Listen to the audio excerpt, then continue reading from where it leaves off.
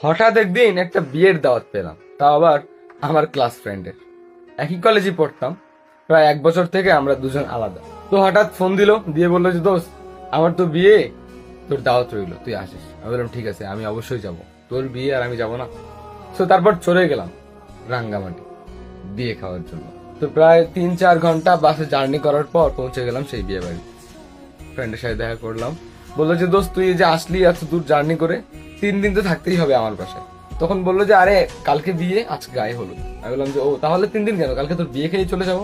তখন বললো না দোস্ত না, তুই আমার সাথে আমার শ্বশুর বাড়ি অব্দিও যাবি, ঠিক আছে? আমার সঙ্গে একদিন তুই সময় দিবি, তারপর চলে যাবি। আমি বললাম ঠিক আছে, দেখি কি হয়। তো দুপুরবেলা হালকা পাতলা আয়োজন ছিল, কারণ আজকে গায়ে হলুদ, তেমন একটা আয়োজন ছিল না।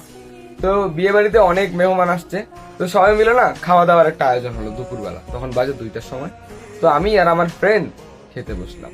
ঠিক আমাদের টেবিলের সামনের টেবিলেই না, মানে একদল মেয়ে বসেছিল।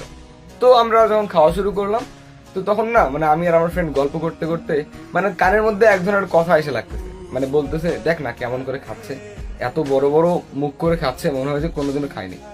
মানে এই কথাগুলো না কানের মধ্যে এসে লাগলো। আমি আর আমার বন্ধু চুপ হয়ে গেলাম, বললাম যে কিরে তোর বিয়ে, আচ্ছা ওরা কে রে? তখন বললো আরে ওগুলো আমার খালাতো বোন।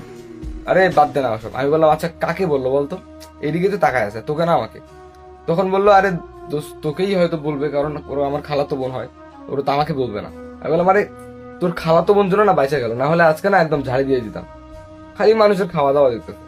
আর আমি খাই না বাসায় ভাই, তুই আমার আম্মুকে জিজ্ঞেস করে দেখ। আর কি কি বলতে চাইছে ফাল।